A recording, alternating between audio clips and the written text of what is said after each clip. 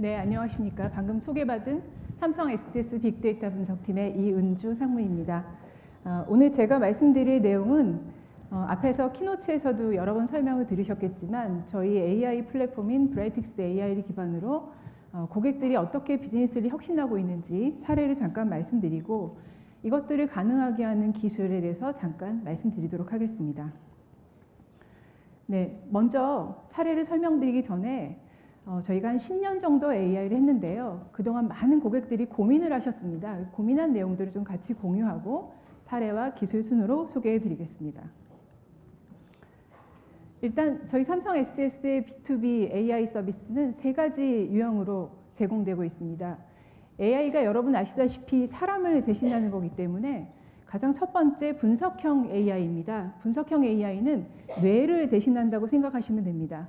여러 가지 형태의 데이터를 가지고 이상을 감지한다든가 수요를 예측한다든가 또는 고객한테 맞춤형으로 추천을 해준다든가 이런 것들이 분석형 AI에 속합니다. 두 번째는 손과 입을 한번 대신해 보겠습니다. 여러분들이 말하시는 거, 또 텍스트를 쓰시는 거 이런 것들을 기계가 잘 알아들어서 거기에 맞게 답을 해주고 또는 어떤 업무를 대신해주고 이러는 것들이 대화형 AI입니다. 마지막으로 이제 눈이 남았는데요. 눈을 대신해주는 거는 시각형 AI입니다. 시각형 AI는 이미지라던가 또 움직이는 동영상을 가지고 거기서 발생하는 불량을 찾는다던가 또는 사람의 얼굴을 인식하는 거, 수상한 물체를 찾는 거 이런 것들이 시각형 AI로 이렇게 나뉘고 있습니다. 그럼 이렇게 세 가지 AI를 설명을 드렸는데요. 그럼에도 불구하고 우리는 아직 AI에 대한 기대와 오해가 있습니다. 첫 번째 부분은 AI는 정말로 스스로 필요한 데이터를 찾아서 학습하고 정확도는 100%일 거야 라고 하는 약간의 환상이 있습니다. 그래서 그들이 내 일자리를 뺏을 거야 라는 불안감이 있습니다. 또 실제로 몇 년 후에 AI가 사람의 직업을 얼마나 뺏을 거야, AI에서 대체되는 가장 첫 번째 직업이 뭐야, 이런 신문 기사들을 보시기 때문에 그런 불안감도 충분히 있으실 거라고 생각합니다. 두 번째는 AI를 너무 이렇게 낮게 보시는 뷰입니다. 그냥 귀찮은 일 정도를 자동화해주는 수준이야 라고 해서 이 자동화와 AI를 조금 헷갈리시는 경우도 있고요. 아직까지는 효과가 없어요. 좀 더 기다려 봐야 돼 라고 말씀하시는 분들도 있습니다. 이 두 가지 기대와 오해를 가지고 저희가 고민을 하고 또 계속 고객을 만나서 말씀드리는 거는 현재의 AI는 각자 잘하는 영역이 있습니다. 아직까지 사람이 더 잘하는 영역이 있고요. 기계한테 가르쳐서 기계가 조금 더 나아지는 영역이 있습니다. 그럼 이 각자 잘하는 영역의 역할을 잘 합쳐서 시너지를 내는 것이 현재 AI가 우리 산업에 끼치는 영향입니다. 그래서 저 혼자 할 때보다 AI가 같이 힘을 모으면 조금 더 빠르게 처리할 수 있고요. AI가 같이 힘을 모으면 하실 수 있고요. 그래서 조금 더 업무를 효율적이고 스마트하게 하실 수 있다는 것이 저희 AI가 사람과 협업하는 방법입니다. 제가 아까 한 10년 정도 AI를 했다고 말씀을 드렸는데요. AI를 하는데 가장 중요한 세 가지 요소가 위에 보시는 데이터, 인력, 기술입니다. 그런데 제가 이 세 가지에다가 밑에 활용이라고 하는 걸 하나 넣었습니다. 왜냐하면 아무리 좋은 AI 서비스가 있어도 이게 실제로 활용되지 않으면 그냥 정말로 신기루와 같은 것이기 때문입니다. 그러면 처음에 AI를 적용하기 전에 사람들이 가지고 있는 데이터, 인력, 기술, 활용에 대한 생각들을 한번 알아보겠습니다. 여러분들 저한테 오시는 모든 고객들이 첫 번째로 하시는 말씀이 뭐냐면 저희가 데이터는 많거든요. 그런데 뭘 분석해야 될지 모르겠어요 라고 하는 말씀을 하십니다. 그래서 실제로 가서 데이터가 얼마나 많은지 이렇게 들여다보면 막상 쓸 수 있는 데이터가 없습니다. 이게 무슨 얘기냐면 데이터 많이 쌓여 있는데요. 원천 데이터는 다 지우고 가공해서 예쁘게 만든 데이터만 남겨놓으신 겁니다. AI는 원천 데이터가 있어야 계를 기반으로 학습을 하게 되어 있습니다. 또는 여기서 가공을 한다는 뜻은 평균, 표준 편차 이런 값들을 만들어 놓은 것이기도 하지만 경우에 따라서는 데이터가 사람의 손을 타는 겁니다. 그래서 도난이 1시에 발생했는데 사실은 새벽 3시에 발생했어요 라고 써놓는다든가 이런 식으로 사람의 손을 타면서 데이터가 조작되는 경우도 있습니다. 그러면 계속 나쁜 데이터들을 주게 되면 AI는 제대로 학습을 할 수가 없습니다. 두 번째는 인력입니다. AI가 갑자기 이렇게 붐이 된 지 사실상 몇 년 되지 않았거든요. 그럼 없던 인력이 갑자기 생길 수가 없다는 게 제일 문제입니다. 또 뽑으려고 하면 시장에도 사람이 없습니다. 뽑아놓고 보면 분석은 할 줄 아는데 AI는 할 줄 아는데 업무를 모릅니다. 이것이 사실은 AI를 적용할 때 두 번째 큰 문제점, 사실은 조금 더 극복하기 어려운 문제점이기도 합니다. 세 번째는 기술입니다. 어떤 기술을 적용해야 AI를 할 수 있지? 옛날에 썼던 통계 그거 아니야? 머신러닝, 딥러닝 이런 말을 들어보셨을 겁니다. 또는 AI가 워낙 오픈소스로 많이 활용되다 보니 그냥 공짜로 갖다 쓰면 되는 거야 라고 또 생각하실 수 있습니다. 아마 굉장히 많은 분들은 이미 그렇게 해서 AI 플랫폼을 만들어 놓으신 분들도 있으실 거라고 봅니다. 마지막으로 활용입니다. 이미 나는 충분히 현재의 업무 프로세스에 익숙해 있으십니다. 대부분의 고객들은. 그래서 AI를 가지고 뭘 좀 혁신해 볼까요? 라고 물어보시면 아니 우리는 충분히 옵티마이즈 되어 있습니다. 우리는 이걸 적용해 가지고 개선할 것이 없어요. 라고 말씀하시는 분들이 있습니다.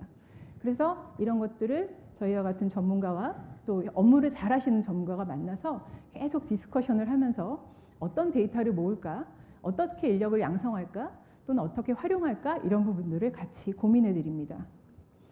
그럼 이렇게 해서 AI를 적용하고 나면 이제부터는 AI가 아주 잘 적용되겠구나 라고 이제 생각을 하실 텐데요. 또 막상 적용하고 나면 각각 사일로로 데이터가 모여져 있어서 엔드투엔드로 분석할 수 없다는 단점이 있습니다. 그래서 지금은 데이터를 같이 다 모아서 각각의 유저들이 본인들 목적에 맞게 분석하는 형태로 발전하고 있습니다. 이렇게 하려고 하면 데이터에 대한 거버넌스나 표준화도 반드시 따라와야 되는 일들이고요. 두 번째는 인력입니다. 아까 AI 전문가가 제로였다가 조금 생겼습니다. 그런데 그 사람들만 가지고 전사적인 AI 혁신을 할 수가 없습니다. 그래서 이 전문가와 같이 협업할 수 있는 다수의 약간의 비전문가 또는 준 전문가라고 할 수 있는 분들이 많이 양성돼야 됩니다. 그래서 이분들이 협업해서 AI 서비스를 전사적으로 확산하는데 어떤 에반젤리스트 같은 역할을 하시는 것들이 되게 중요합니다. 세 번째는 기술입니다. AI 기술이 굉장히 빠르게 바뀌고 있습니다. 딥러닝을 이제 모르는 분들이 없으실 텐데요. 이런 것들을 조금 더 쉽게 또는 복잡한 데이터들을 빠르게 처리하고 분석하기 위해서는 최근에는 오토 ML, 오토 머신러닝이라는 것도 익스플레이너블 AI라고 해서 설명 가능한 AI 같은 아주 다양한 기술들이 빠르게 나오고 있습니다. 그래서 이런 기술들이 내 업무에 맞느냐를 검증해 보셔야 되고 또 하나씩 이제 실행해 보시는 것들이 필요합니다. 마지막으로 활용입니다. 지금 이 10년 전에 AI를 도입하셨던 분들이 실제로 운영, 관리되는 모델은 30% 이하라고 합니다. 이거는 처음에 만들 때는요, 데이터도 예쁘게 만들어 주시고요. 그리고 모델의 정확도를 최대한 높일 수 있게 이렇게 튜닝 작업도 하십니다. 근데 AI는 되게 특징이 한번 만들어 놓고 나면 아무도 관리하지 않고 모른 척 하십니다. 왜냐하면 AI니까 자동으로 자기가 스스로 알아서 잘못되면 개선할 거라고 생각을 하시는 거죠. 그런데 실제로 AI도 잘 되려고 하면 끊임없이 관심을 가져주셔야 됩니다. 그래서 AI를 할 때 데이터를 수집하고 또 분석하고 적용한 거를 주기적으로 평가하면서 어떤 부분을 좀 더 개선해야 되겠구나, 어떤 데이터를 좀 더 모아야 되겠구나, 이걸 하지 않으면 AI는 절대로 여러분들의 업무를 혁신시키지 못할 겁니다. 오히려 이렇게 방치되는 또 하나의 시스템으로 자리할 수밖에 없기 때문에 이런 부분들이 굉장히 많이 고민되어야 되는 부분입니다. 그래서 이런 단계들을 거쳐서 진행하는 것을 저희가 AI 적용 단계를 한 4단계로 나눠봤습니다. 첫 번째 착숙이라고 제가 써놨는데요. AI에 적용은 하지 않았지만 사실은 가장 중요한 단계입니다. 어떤 데이터를 모을지 고민하는 것, 그리고 어떤 AI 서비스를 먼저 시도해 볼지 고민하시는 것이 이 착수기에 해당하는 일입니다. 두 번째는 검증기입니다. 내 업무가 실제로 AI를 통해서 좋아질까요? 하나씩 테스트해보고 효과를 검증하는 단계입니다. 여기까지 하고 끝나는 고객들도 사실상 굉장히 많이 있습니다. 왜냐하면 아까 말씀드린 것처럼 걔를 운영하려고 하는데 운영할 사람이 없다. 또는 데이터가 생각보다 깨끗하게 들어오지 않는다. 이런 형태가 되는 겁니다. 그래서 이걸 거쳐서 또는 이 산을 넘어서 AI 활용기가 되려고 하면 조금 더 체계적으로 AI 서비스를 개발하고 지속적으로 개선할 수 있는 일들이 일어나야 됩니다. 이때쯤 AI 관련된 진정한 효과들이 나오게 되는 부분입니다. 그리고 마지막으로는 일부 앞서가는 고객들이 현재 접어들었다고 보는 확산기인데요. 이 AI를 가지고 한 개의 업무 또는 떨어져 있는 몇 개의 업무가 아닌 전사의 업무를 디지털 트랜스포메이션 하는데 AI를 쓰고 있다라고 하는 것이 이 확산기에 해당하고 있습니다. 그래서 우리나라의 지금 고객들 또는 글로벌한 고객들은 꽤 많은 고객들은 활용기까지는 오신 경우도 있습니다. 혹시 여기 앉아 계신 분들 중에 우린 아직 착수기인데요 라고 하시는 분들은 빨리 저희랑 같이 고민을 해보시면 좋을 것 같습니다. 자, 이런 AI 적용 단계를 고려해서 저희 삼성 SDS가 진행한 디지털 데이터 드리븐 비즈니스 이노베이션 사례를 하나씩 설명드리겠습니다. 맨 처음에 착수기에서 뭐 해야 된다고 말씀드렸었나요? 데이터 수집해야 된다고 말씀드렸죠? 데이터는 굉장히 다양한 채널로 들어오게 됩니다. 보시는 것처럼 디바이스에서도 데이터가 들어오고요. 또 내부 데이터도 들어옵니다. 그리고 외부 데이터도 들어옵니다. 이런 데이터들이 들어올 때는 각자 자기네 포맷에 맞게 가지고 있습니다. 그럼 이 포맷들을 어떻게 잘 표준화해서 넣을 것이냐, 그리고 넣은 다음에 얼마나 잘 관리할 것이냐라고 하는 부분들이 이 저장, 공유 단계에서 진행하는 일입니다. 그래서 비정형 데이터 같은 경우에는 정형 데이터로 포맷을 전환한 다음에 정형 데이터의 통합으로 저장을 해놓으실 수도 있고요. 이 데이터 전체를 수집하고 저장, 공유하는 체계는 거버넌스로 관리가 되어야 합니다. 이렇게 관리가 돼서 저장이 되어 있으면 어떤 유저에게 어떤 목적으로 분석을 할지 이런 다양한 형태의 목적으로 분석이 되고 활용되기 위해서는 이 데이터 통합, 또 요즘 말로는 데이터 레이크라고 합니다. 이것이 굉장히 중요한 요소입니다. 이 데이터 레이크, 데이터 통합을 이용해서 사업화한 저희 삼성 SDS의 스타트업이 있어서 하나 소개시켜 드리려고 합니다. 인스파일러라고 하는 스타트업인데요. 저희 사내 스타트업에서 최근에 스핀오프했습니다. 이 인스파일러에서는 공공기관의 데이터, 그리고 민간기관의 데이터, 그리고 자체적으로 생성하거나 또는 수집한 외부 데이터를 가지고 전부 다 잘 모아서 정리를 하는 것이 첫 번째입니다. 그 다음에 제가 어떤 제품을 만들고 싶은데요. 40대 남자가 관심 있어 하는 걸 알고 싶습니다. 40대 남자의 취미. 그러면 인스파일러에 40대 남자의 취미를 알려주세요 라고 물어보면 이 여러 가지 데이터에서 40대 남자들이 좋아하는 취미는 어떤 종류입니다 라고 알려드립니다. 이런 것들을 통해서 상품을 만들 때 내가 만드는 상품의 타겟 고객이 맞는지 틀리는지 점검하고자 할 때 인스파일러의 도움을 받으시면 훨씬 쉽게 문제를 해결하실 수가 있습니다.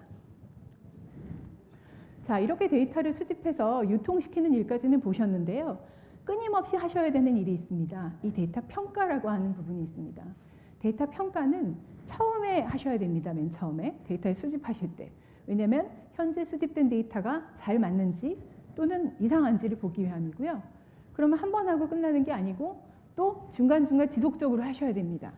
어떤 고객들은 한 3년 있다 하시기도 하고요. 어떤 고객들은 1, 2년 있다 하시기도 하는데 이 평가는 자주 하면 할수록 데이터 퀄리티가 높아지고 이 평가에 대한 것들을 사람들이 알게 돼서 데이터를 수집할 때부터 잘 수집하게 되는 그런 장점이 있습니다. 그래서 데이터의 퀄리티를 정하기 위한 여러 가지 표준들, 그리고 이 데이터를 잘 보고서 어떤 부분에 문제가 있었는지, 인터페이스 하다가 문제가 있었는지, 아니면 새로운 표준이 생겼는데 저희가 눈치채지 못한 부분이 있었는지, 이런 부분을 가지고 계속 평가를 해서 수집이 되지 않는 데이터는 잘 수집되도록, 수집이 되었는데 잘 활용되지 않는 데이터는 활용하기 위한 방안들을 고민하는 것들이 데이터 평가입니다. 그래서 저희가 처음에 예전에 AI 서비스 기획한다고 할 때는 자, 데이터가 여기 있습니다. 뭘 할지 봐주세요 라고 했었는데요. 지금은 데이터를 주시면 이 데이터에는 이러이러한 부분이 부족합니다 라는 걸 먼저 알려드려서 데이터를 좀 품질을 높이고 AI 서비스를 고민하는 그런 단계로 바뀌어 나가고 있습니다. 자, 이제 데이터 수집 통합은 다 했고요. 각 영역에서 AI가 어떻게 활용되는지 하나씩 설명을 드리도록 하겠습니다. 첫 번째는 환경 안전입니다. 미세 가스의 그 위험도를 좀 측정하고 싶은데 그걸 측정하기 위해서는 고가의 1,000만 원짜리 센서가 필요하다고 합니다. 그러면 굴뚝 옆에다 하나 달아가지고 하면 될까요? 그러면 1,000만 원으로 해결할 수 있는 거겠죠. 그런데 저희는 저가의 5만 원짜리 센서를 3개 달아가지고 1,000만 원짜리 센서 하나보다 더 높은 성능을 보여주는 AI 기술을 적용을 했습니다. 그래서 저가의 센서 3개를 달아서 각각 여러 군데서 정보를 수집을 한 다음에 오리지널 데이터를 이렇게 받았고요. 그다음에 이 데이터들을 가공을 해서 노이즈를 없앤 다음에 어디서 언제 문제가 생겼는지를 찾아내는 겁니다. 이 오른쪽에 보시면 맨 위가 고가 센서로 측정한 결과이고요. 아래가 저가 센서로 측정한 결과인데요. 파란색, 빨간색이 이상해라고 알려드리는 시점입니다. 알려드리는 시점이 이 밑에 있는 저가 센서를 썼을 때가 훨씬 더 빠르게 알아차리고 있습니다. 그래서 가격은 싸지만 성능은 더 좋은 형태로 AI를 통해서 제공을 하고 있습니다. 두 번째는 수주 또는 요즘은 또 이런 주문형 제조가 많죠. 거기서 활용될 수 있는 설계 도면 인식입니다. 대체로 뭐 헤드 화면이라든지 여러 가지 형태의 도면은 이 왼쪽에 보이는 것처럼 복잡하게 들어가 있습니다. 그러면 그거를 담당자가 눈으로 보고 어떤 부품이 어디에 들어가야 되는지 눈으로 세는 작업을 시작합니다. 그러다 보면 빠지기도 하고요. 견적이 잘못돼서 많이 오기도 하고 덜 오기도 하는 문제가 생깁니다. 여기에 딥러닝을 적용을 하면 보시는 것처럼 이미 알려진 여러 가지 부품들을 기계가 알아서 이렇게 마크를 해줍니다. 그리고 개수도 세줍니다. 그럼 사람이 일일이 보지 않아도 되고 정해진 것들은 이미 다 견적서에 반영이 될 수 있기 때문에 견적 비용도 절감할 수가 있고요. 당연히 몇 개인지 세는 작업 시간도 한 40배나 빨라지는 그런 효과를 기대할 수가 있습니다. 다음은 헬스입니다. 사실 우리나라는 헬스에 아주 많은 것들을 적용하고 있지는 못합니다. 뭐 규제들도 있고요. 하지만 진료 자료라든가 생활습관 자료들을 이용을 해서 암 발병에 대한 것들도 예측을 하고 이 경우에 생존 확률 또는 재발 확률들도 예측하게 됩니다. 또 생존 기간들도 예측을 하게 되고요. 이 가운데 보시는 화면이 그렇게 예측을 한 결과이고 오른쪽에 보시는 화면은 예측을 할 때 단순히 진단 기록이나 또는 뭐 생활 습관 같은 그런 데이터뿐만이 아니고 여러분 가시면 MRI도 찍고 CT도 찍고 여러 가지 사진들 찍으시잖아요. 그런 비정형 데이터들의 결과와 정형 데이터의 결과를 결합해서 분석을 하게 되면 훨씬 더 정확도 높게 분석을 하실 수가 있습니다. 그래서 최근에는 정형 데이터 분석, 비정형 데이터 분석 이렇게 구분하는 것뿐만이 아니고 여러 형태의 분석들이 이렇게 복합적으로 이루어지고 있습니다. 자, 이제는 제조 쪽으로 한번 가보겠습니다. 앞에 저희 키노츠에서도 저희 부사장님께서 설명해 주신 사례인데요. 굉장히 흔하게 이제 많이 퍼져 있기 때문에 아마 아시는 분들도 많이 계실 겁니다.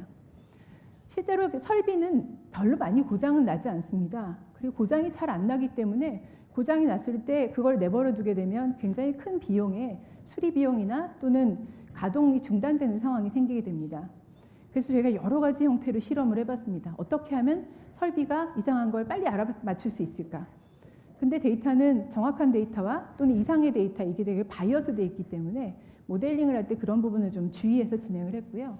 그래서 정상 데이터를 가지고 정상의 패턴을 학습한 다음에 정상과 멀어지는 걸 저희가 이상이라고 정의했습니다.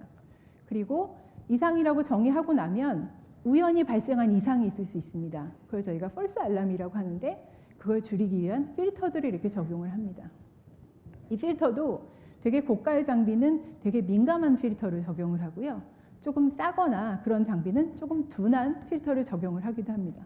이런 필터를 통해서 이상이 언제 발생할지를 예측을 하는데 저희가 이제 공장에 여러 가지 기계들이 있으니까 그 기계들을 몇 개 다 테스트해 보면 대체로 5일 전 또는 하루 전에는 발견을 할 수 있었습니다.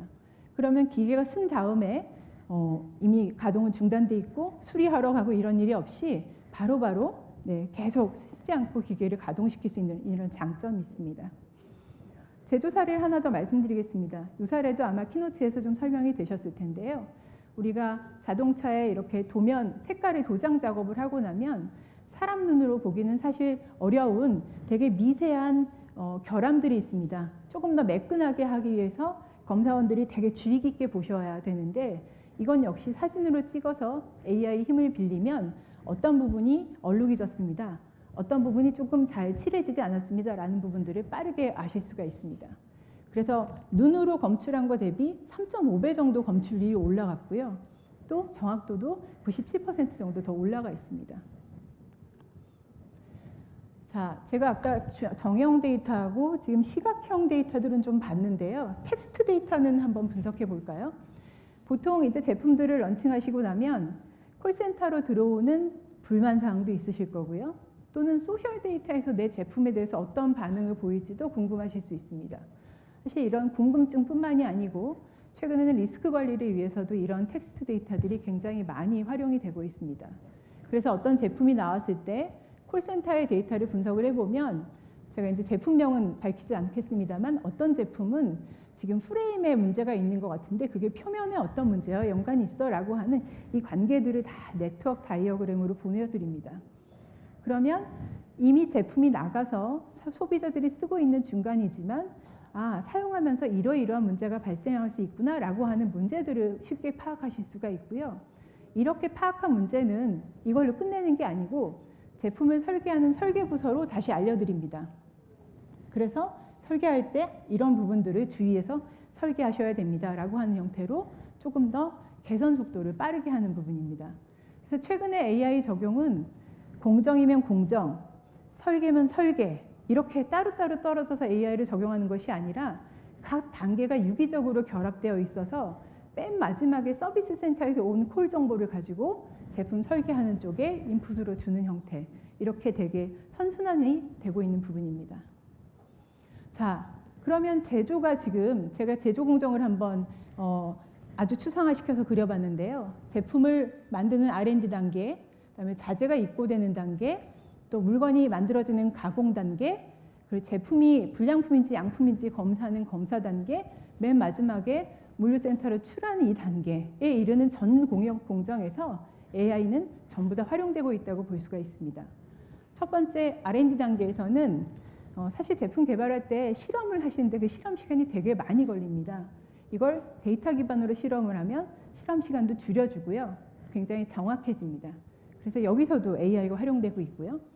두 번째는 몇 개를 만들어야 되는지 하는 데에도 AI가 활용되고 있습니다. SCM 진흥화도 마찬가지로 AI를 쓰고 있고요.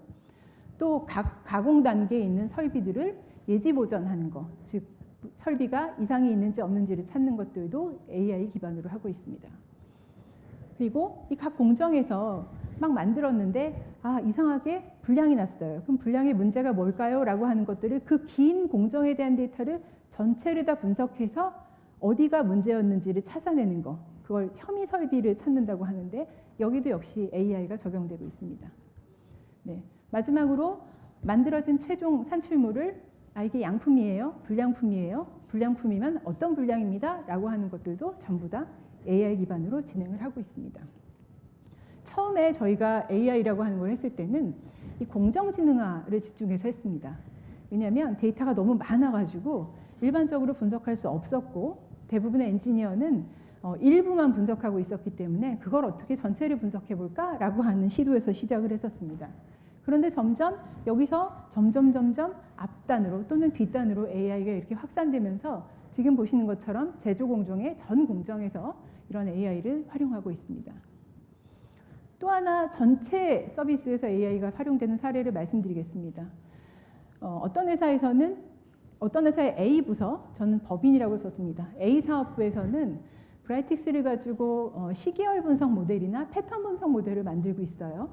또는 B 사업부에서는 R을 가지고 본인들이 나름의 이제 특화된 모델을 만들었어요. C 사업부에서는 파이썬을 가지고 딥러닝 기반으로 모델을 만들었습니다. 그런데 이 모델의 목적은 전부 다 뭐였냐면요. 제품의 판매를 예측하기 위한 방법입니다. AI는 한 가지로 모든 것을 하진 않습니다. 여러 가지 방법을 하실 수가 있어요. 통계 기반으로 또는 머신러닝 기반으로, 딥러닝 기반으로 할 수 있기 때문에 제품 수요를 예측하는 방법도 보시는 것처럼 굉장히 다양합니다. 그런데 새 법인이 생겼어요. 그럼 이 법인은 브라이틱스로 해야 되나요? R로 해야 되나요? 파이썬으로 해야 되나요? 딥러닝을 써야 될까요? 타임 시리즈 써야 될까요? 굉장히 머리가 복잡해지시겠죠. 또는 이 전문가가 오셔서 공부를 시작하시고 업종을 배우기 시작하실 수도 있습니다. 그런데 저희가 지금은 전사적인 AI가 되면서 이 여러 가지 형태의 랭귀지 또는 여러 가지 형태의 알고리즘을 법인이 공통으로 쓰는 거, 또 해당 법인이 특화해서 쓰는 거 이렇게 나누었습니다. 그래서 지금 보시는 것처럼 공통과 특화 영역을 나눴고 이 세 개의 알고리즘을 한 개의 플랫폼에다 담았습니다. 그래서 새로운 법인이 나타났을 때 우리가 이미 가지고 있는 알고리즘 중에 어떤 알고리즘이 이 제품에 또는 이 법인에 제일 잘 맞을까를 이렇게 평가를 합니다. 시간이 지날수록 이 O 알고리즘이 더 좋구나 라고 하면 이 O 알고리즘을 적용하는 형태로 진행을 하고 있습니다. 이렇게 되면 새롭게 AI를 확산할 때에도 훨씬 빠르게 하실 수가 있고, 물론 여기서 일부 커스터마이징은 필요할 수 있지만 사람도 많이 필요하지 않고요.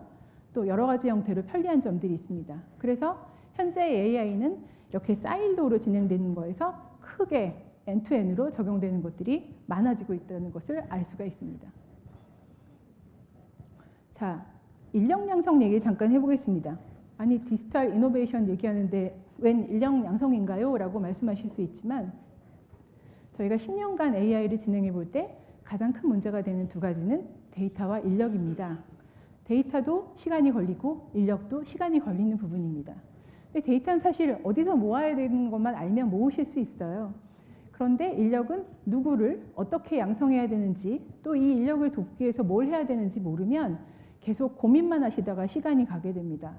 그런데 옆에 회사는 이미 AI를 도입해서 뭘 했다고 신문에 기사를 내면 더 마음이 조급해지실 수가 있습니다.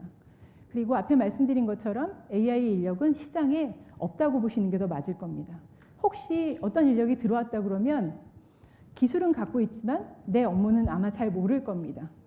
또는 그 업무를 배우고 나면 데이터가 이상하다는 걸 그때 깨달을 겁니다. 그렇기 때문에 사람을 채용해서 AI 인력들을 만드는 것도 중요하지만 안에 있는 인력들을 AI 인력으로 양성하는 것도 그 못지않게 굉장히 중요합니다. 그럼 어떤 인력을 양성해야 하나요? 앞에 그 심은수 전문께서 말씀하셨었는데 수학하는 사람, 프로그램 할 수 있는 사람, 업 전문가인 사람을 하라고 했는데 물론 그런 사람도 하실 수 있고요. 원래 데이터 사이언티스트라고 하는 직무가 4가지 정도의 역량을 가지고 있어야 됩니다. 프로그래밍 역량, 또 분석 기술, 업 전문성, 커뮤니케이션 능력입니다. 이 4번째가 들어가는 것이 어떤 문제를 해결하고 싶은지를 계속 현업하고 얘기할 수 있어야 되기 때문이라고 저희는 보고 있습니다. 그런데 저희 회사의 경우에는 업을 하는 인력들이 많이 있습니다. SDS는 해당 비즈니스의 시스템을 운영해주고 있기 때문에 업과 기술을 아는 인력들이 있죠. 그럼 이 인력들한테는 분석 기술만 가르쳐주면 이 AI 서비스를 만들어낼 수 있겠구나라고 하는 생각을 저희가 하게 됐습니다. 그래서 저희 회사는 작년부터 데이터 사이언티스트를 위한 교육을 과거에도 했지만 더 체계적으로 진행을 하고 데이터 사이언티스트 인증이라고 하는 제도를 통해서 이 레벨을 이렇게 하나씩 올려가고 있습니다. 처음에는 굉장히 어려워하던 친구들이 이제는 본인이 레벨 1을 따고 그거 가지고 새로운 분석을 해보고 새로운 서비스를 만들어보고 또다시 레벨 2를 따고 하는 형태로 하고 있습니다. 저희 회사 말고도 몇 군데 회사들이 그런 DS 인증 또는 DS 레벨을 만들고 있는 것으로 알고 있습니다. 이렇게 만들고 있는 이유는 말씀드린 것과 같이 데이터 사이언티스트 또는 AI 서비스 전문가라는 거는 쉽게 사오기도 또는 쉽게 양성하기도 쉽지 않기 때문에 굉장히 체계적으로 접근해야 되는 부분입니다. 두 번째는 인력들을 도울 수 있는 방법들이 있어야 됩니다. 그래서 저희가 흔히 시티즌 데이터 사이언티스트라고 하는 업종 전문가들이 쓸 수 있게 분석 플랫폼을 직관적으로 좀 제공을 해드려야 됩니다. 그리고 마지막으로는 이렇게 만든 AI 서비스를 자꾸 널리 퍼뜨리는 작업들을 하셔야 됩니다. 어느 부서에서 이걸 만들어가지고요, 이런 효과가 있었답니다. 그럼 저희도 한번 해볼까요? 그리고 이것들을 계속 어딘가에 보관해 놓고 자꾸 잘 퍼질 수 있게 해 놓으셔야 됩니다. 그렇기 위해서 또 플랫폼이 필요한 부분도 있고 이 라이프 사이클을 계속 측정하시면서 개선하는 노력들을 하셔야 이노베이션이 실제로 잘 워킹할 수 있게 됩니다. 자, 지금까지는 각 인더스트리에서 하고 있는 이노베이션 사례, 그리고 이걸 위해서 데이터도 중요하지만 인력이 얼마나 중요한지를 말씀해 드렸고요. 지금 그 밑에 있는 기술 플랫폼인 브라이틱스를 아주 간단하게 설명드리겠습니다. 저희 브라이틱스가 가지고 있는 특징 되게 많지만 오늘은 8가지만 설명드리겠습니다. 첫 번째는 통합 플랫폼이라는 겁니다. 다양한 형태의 기술 전문성이 있으실 텐데요. 모든 기술 가진 분들은 전부 다 브라이틱스를 사용하실 수 있다는 가장 큰 장점이 있습니다. 두 번째는 사용자들이 도와주는 기능들이 있습니다. 오토노머스 또는 옵티마이제이션이라고 하는 기능들을 통해서 여러분들이 조금 분석 전문가가 아니시더라도 전문가처럼 쓰실 수 있게 도와드리고 있습니다.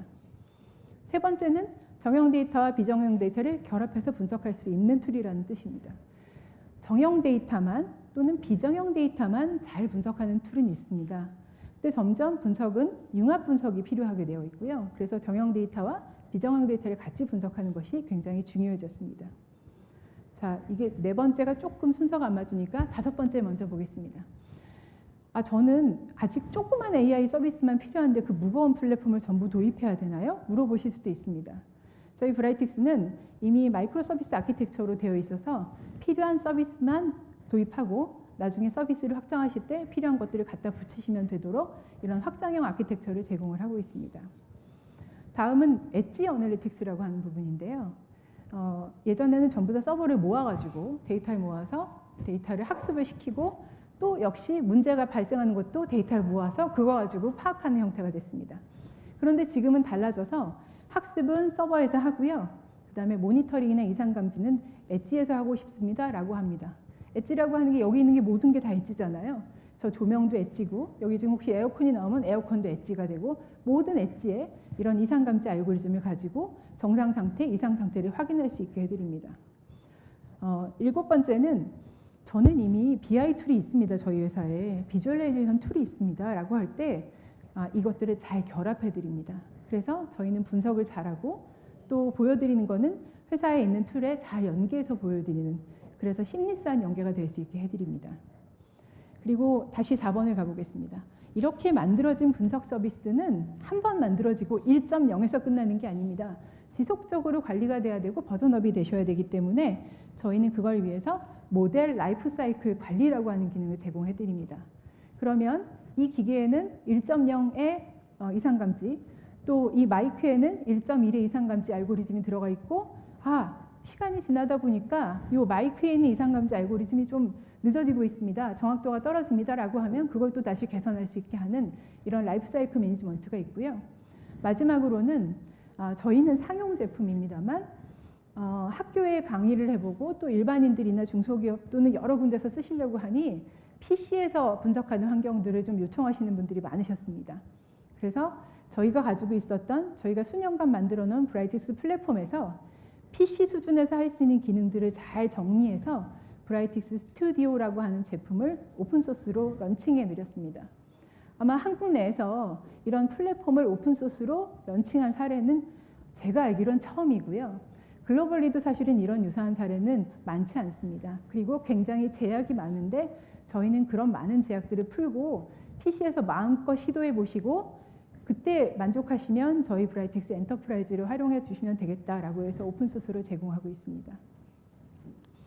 밖에 지금 나가시자마자 저희 브라이틱스 전시관이 있기 때문에 상세한 화면은 거기서 또 보실 수 있지만 저희는 기본적으로 이런 위에 보시는 것처럼 전체 플로우를 가지고 있습니다. 이 플로우는 사람이 생각하는 그 의식의 흐름을 그대로 보여드리기 때문에 비전문가들은 당연히 쉬우시고요. 전문가들도 저는 A 업무의 전문가이지 B 업무의 전문가가 아니야 라고 할 때에도 다른 영역의 전문가들도 쉽게 파악하실 수가 있습니다. 그리고 이런 분석에서 필요한 데이터들, 또 분석 단계에서 해야 되는 활동, 또는 분석된 결과, 이걸 하나에서 다 보여드립니다. 다른 툴들은 팝업도 띄워야 되고요, 다운로드도 받아야 되고 이런 일들이 있는데 저희는 그런 게 없습니다. 그래서 빠르게 분석 결과를 확인해 보실 수가 있습니다.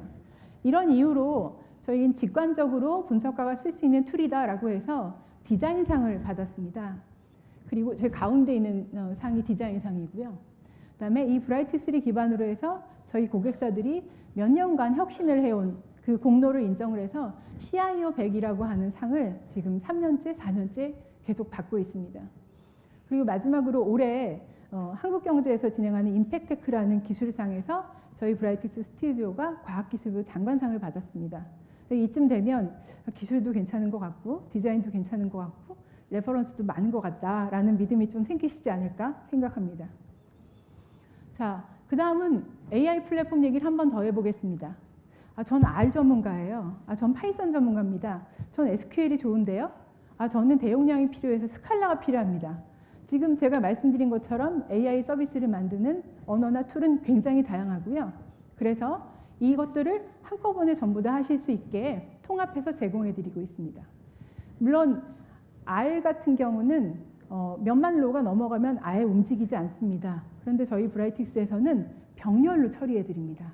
그래서 그냥 R 쓰시는 것보다 브라이트스를 통해서 R 쓰시는 게 훨씬 빠르게 처리가 되고 더 큰 데이터면 스칼라라는 이 함수들을 다 제공해 드리기 때문에 이 함수들을 이용하시면 됩니다. 그리고 여기 있는 함수들 말고 제가 만들어 쓰고 싶어요 라고 하실 때에도 이렇게 쉽게 만들어 쓰실 수가 있게 User Defined Function이라는 걸 제공을 해드립니다. 그래서 제가 어떤 전문가면 비전문가들한테 제가 만든 함수를 가지고 분석 모델을 만들 수 있게도 제공해드리고 있습니다. 두 번째는 오토노머스 기능인데요. 제가 리그레션을 하고 싶은데 어떤 리그레션이 제일 잘 맞는지 모르겠어요 라고 할 때 오토 리그레션을 사용하시면 어떤 리그레션 방법이 1등입니다. 그때 파라미터는 뭡니다 라고 하는 것들을 저희는 화이트박스로 알려드립니다. 대부분의 알고리즘들이 블랙박스로 하는 것에 비해서 저희는 훨씬 더 친절하게 알려드리고 있고 이 오토라고 하는 기능은 데이터를 클린징할 때 그 다음에 어떤 중요한 변수가 있는지 선택할 때 그리고 각각의 머신러닝 기법에 대해서 전부 다 제공해드리고 있습니다. 오토노머스에서 옵티마이제이션 기능도 잠깐 설명드리겠습니다. 이 지금 색깔 칠해진 모델에서 저는 어떤 값을 제일 크게 하고 싶어요. 어떤 값을 제일 작게 하고 싶어요 라고 하는 조건만 주시면 자동으로 이터레이션이 돌면서 그 값을 제일 크게 하는 것을 찾아드리는 것이 옵티마이제이션 기능입니다. 앞에서 말씀드린 것처럼 정형 데이터와 비정형 데이터를 융합해서 분석하기 위해서는 이미지 데이터와 텍스트 데이터에 대한 처리가 필요하고요. 텍스트 데이터에 대한 처리 그리고 이미지 데이터를 자르거나 라벨을 자동으로 붙이거나 이런 기능들도 브라이틱스에서 제공하고 있습니다. 자, 조금 순서가 바뀌었지만 모델 라이프 사이클 관리 먼저 말씀드리겠습니다. 우리 회사에서 10개 모델을 쓰고 있는데 그중에 몇 개 모델은 어디에 또 나머지 모델은 어디에 사용하고 있고 버전이 몇이고 어떻게 실행되고 있는지 전부 다 확인하실 수 있는 모델 라이프 사이클 관리를 해드리고 있습니다. 그리고 브라이틱스는 원래 대용량 데이터를 빠르게 처리하는 데서 시작했기 때문에 기본적으로 남들보다 속도가 한 20배 정도 빠르다고 생각하시면 됩니다. 그래서 대용량 데이터를 가지고 있는 회사에서는 꼭 브라이틱스를 한번 관심 있게 봐주셨으면 좋겠습니다. 그리고 이거는 MSA 방식으로 잠깐 설명을 드렸던 건데요. 원래 풀스택은 여기서부터 여기까지 해당하는 엔터프라이즈이지만 목적에 따라서 스탠다드 형태로도 또는 브라이틱스 IoT에 AD라고 하는 어노머리 디텍션 기능만 넣은 형태로도 이렇게 제공을 해드릴 수가 있습니다. 물론 이 각각의 지금 블럭처럼 되어 있는 그 컴포넌트들도 필요함에 따라서 넣거나 빼거나 하실 수 있습니다. 네, 그 다음에 엣지 어널리틱스는 이 앞에 있는 것 중에 저 엣지에서 쓰시는 것만 가지고 서버랑 엣지가 통신할 수 있게 만들어 드리는 기능입니다. 그래서 어느 엣지에나 간편하게 모니터링 기능을 활용하실 수가 있습니다. 자, 그 다음에 서드 파티 확장 말씀드렸는데요. 지금 저희 분석 결과를 타블로가 인베디드 된 상태로 보시는 결과입니다. 그래서 저희 결과 저희 차트로도 보여드릴 수 있고 저희 보고서로도 보여드릴 수 있지만 우리 회사는 표준이 타블로입니다. 또는 우리 회사는 표준이 마이크로스트레이트입니다. 라고 하면 그것들을 같이 인베딩해서 보여드리기도 하고요. 또는 퍼블릭 클라우드에서 제공하는 또 다양한 기능들이 있습니다. 저는 AWS 세이지메이커에 있는 기능을 쓰고 싶습니다. 라고 하면 그 기능도 같이 연계해서 쓰실 수 있게 제공해드리고 있습니다. 그리고 마지막으로 저희는 브라이틱스 소프트웨어 생태계 확산을 위해서 brightix.ai라고 하는 데 들어가 보시면 오픈소스를 다운로드 받아보실 수가 있습니다. 그 안에는 단순히 다운로드를 받을 수 있는 채널만 있는 게 아니고요. 브라이틱스 스튜디오를 이용해서 만들 수 있는 여러 가지 컨텐츠들도 같이 제공하고 있기 때문에 쉽게 초보자들도 다운로드 받아서 사용하실 수 있습니다. 그래서 컨텐츠가 많으니 한번 참고해 주시고요. 그럼 다른 오픈소스랑 비슷하지 않냐라고 하실까 봐 제가 한번 속도를 비교해 봤습니다. 다른 A 제품, 굉장히 많이 사용되고 있는 제품하고 비교를 해봤더니 속도가 어떤 알고리즘은 16배나 빠르고요. 또 어떤 알고리즘은 6배 정도 빠릅니다. 그래서 다른 오픈소스 쓰시는 분들도 브라이틱스로 바꿔서 한번 사용해 보시면 더 여러 가지 형태로 도움이 되실 거라고 생각합니다. 네, 여기까지 제가 빠르게 브라이틱스 또는 브라이틱스 AI를 통한 디지털 이노베이션을 말씀을 드렸고요.